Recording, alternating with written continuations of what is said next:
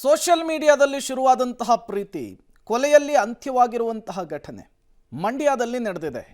ಪರಿಚಯವಾಗಿ 10 ದಿನದಲ್ಲಿ ಪ್ರೀತಿ ಪ್ರೇಮ ಪ್ರಣಯ, ಅದಾದ ಮೇಲೆ ಕೊಲೆ. ಮಂಡ್ಯದಲ್ಲೊಂದು ಬೆಚ್ಚಿ ಬೀಳುವಂತಹ ಹತ್ಯೆ ನಡೆದಿದೆ. ಇನ್ಸ್ಟಾಗ್ರಾಮ್ನಲ್ಲಿ ಪರಿಚಯ ಆಗುತ್ತೆ, ಅದಾದ ಮೇಲೆ ಜಾಲಿ ರೈಡ್ ಹೋಗಿದ್ದಾರೆ. 10 ದಿನದಲ್ಲಿ ಇಬ್ಬರ ನಡುವೆ ಪ್ರೀತಿ ಪ್ರೇಮ ಪ್ರಣಯ ಆಗಿದೆ, ಅದು ಕೊಲೆಯಲ್ಲಿ ಅಂತ್ಯವಾಗಿದೆ. ಬೆಳಗ್ಗೆ ಜಾಲಿ ರೈಡ್ ಅಂತೆ, ಸಂಜೆ ಪ್ರಿಯತಮೆಯ ಮರ್ಡರ್ ಆಗಿದೆ.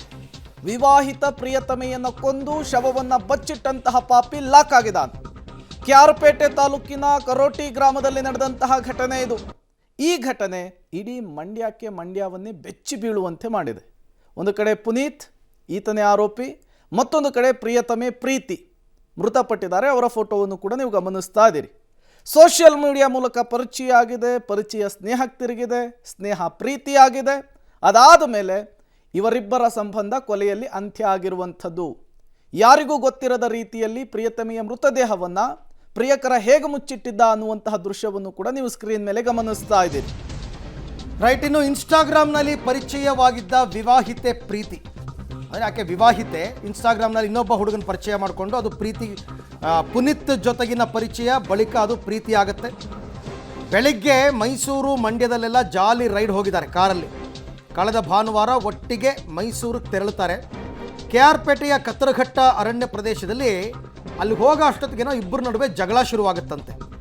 ಸಂಜೆ ಪ್ರಿಯತಮೆ ಮೈ ಮೇಲಿದ್ದ ಚಿನ್ನಾಭರಣವನ್ನು ಕದ್ದು ಆಕೆಯನ್ನು ಕೊಂದಿದ್ದಾನೆ. ಬಳಿಕ ತನ್ನ ಜಮೀನಿನಲ್ಲಿ ಪ್ರಿಯತಮೆ ಶವವನ್ನು ಬಚ್ಚಿಟ್ಟಿದ್ದಾನೆ ಈ ಪುನೀತ್. ಪ್ರಿಯತಮೆ ಫೋನ್ಗೆ ಬಂದಂತಹ ಕಾಲ್ನಿಂದ ಪುನೀತ್ ಲಾಕ್ ಆಗಿದ್ದಾರೆ. ಕಿಕ್ಕೇರಿ ಪೊಲೀಸ್ ಠಾಣೆಯಲ್ಲಿ ಈ ಪ್ರಕರಣ ಕೂಡ ದಾಖಲಾಗಿದೆ. ಯಾಕೋ ಇತ್ತೀಚೆಗೆ ಈ ರೀತಿ ಅನೈತಿಕ ಸಂಬಂಧಗಳು, ಮದುವೆ ಆಗಿದ್ದರೂ ಇನ್ನೊಬ್ಬರ ಜೊತೆ ಪ್ರೀತಿ ಪ್ರೇಮ ಪ್ರಣಯ, ಅದರಿಂದ ಆಗ್ತಕ್ಕಂಥ ಕೊಲೆ, ಇವೆಲ್ಲ ದಿನದಿಂದ ದಿನಕ್ಕೆ ಜಾಸ್ತಿ ಆಗ್ತಾ ಇದೆ.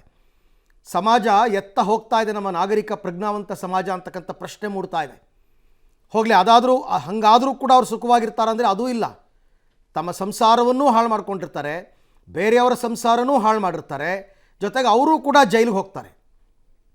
ಈ ಬಗ್ಗೆ ಮತ್ತಷ್ಟು ಮಾಹಿತಿ ನನ್ನ ಕೊಲೀಗ್ ರೋಹಿತ್ ಅವರಿಂದ ಪಡ್ಕೊಳ್ಳೋಣ. ರೋಹಿತ್, ಸೊ ಇಲ್ಲಿ ಮರ್ಡರ್ ಆಗಿರ್ತಕ್ಕಂಥದ್ದು ಕೇವಲ ಆಕೆಯ ಮೈ ಮೇಲಿದ್ದ ಒಡವೆಗಳಿಗೆ ಅಂತ ಅನಿಸುತ್ತಾ, ಅಥವಾ ಬೇರೆ ಏನಾದರೂ ರೀಸನ್ ಇದೆಯಾ? ಏನಿದೆ ಡೀಟೇಲ್ಸ್? ಅರವಿಂದ್, ಇದೀಗ ಮೇಲ್ನೋಟಕ್ಕೆ ಬರ್ತಾ ಇರುವಂತದ್ದು ಒಡೆಯುವ ವಿಚಾರಕ್ಕಾಗಿ ಮರ್ಡರ್ ಆಗಿದೆ ಅಂತ ಕೂಡ ಹೇಳ್ಬರ್ತಾ ಇದೆ. ಆದ್ರೆ ಪೊಲೀಸರ ಡೀಪ್ ಇನ್ವೆಸ್ಟಿಗೇಷನ್ ಬಳಿಕವಾಗಿ ಎಲ್ಲ ವಿಚಾರಗಳು ಗೊತ್ತಾಗಬೇಕಾಗಿರುವಂತದ್ದು. ಹಾಸನ ಜಿಲ್ಲೆಯ ಹೊಸಕೊಪ್ಪಲು ಗ್ರಾಮದ ಪ್ರೀತಿ, ಇವಕ್ಕೆ ವಿವಾಹಿತೆ, ಇವಕ್ಕೆ ಎರಡು ಮಕ್ಕಳು ಕೂಡ ಇರ್ತಾರೆ. ಕರೋಟಿ ಗ್ರಾಮದ ಅಂದ್ರೆ KR ಪೇಟೆ ತಾಲೂಕಿನ ಕರೋಟಿ ಗ್ರಾಮದ ಪುನೀತ್ ಎಂಬಾತ 28 ವರ್ಷದ ಯುವಕ ಜೊತೆ ಇನ್ಸ್ಟಾಗ್ರಾಮ್ ನಲ್ಲಿ ಇವರಿಬ್ರು ಕೂಡ ಫ್ರೆಂಡ್ಸ್ ಆಗ್ತಾರೆ. ಇದಾದ ಬಳಿಕವಾಗಿ ಕಳೆದ 10 ದಿನಗಳಿಂದಲೂ ಕೂಡ ಇವರಿಬ್ಬರ ನಡುವೆ ಚಾಟಿಂಗ್ ನಡೆಯುತ್ತೆ. ಇದಾದ ಬಳಿಕವಾಗಿ ಇಬ್ಬರ ನಡುವೆ ಸ್ನೇಹ ಮತ್ತೆ ಸಲಿಗೆ ಎಲ್ಲವೂ ಕೂಡ ಬೆಳೆಯುವಂಥದ್ದು. ಇದಾದ ಬಳಿಕವಾಗಿ ಕಳೆದ ಭಾನುವಾರ ಇವರಿಬ್ರು ಕೂಡ KRS ಮತ್ತೆ ಮೈಸೂರಿನ ಒಂದಷ್ಟು ಪ್ರವಾಸಿ ಸ್ಥಳಗಳಲ್ಲಿ ಸುತ್ತಾಡ್ತಾರೆ.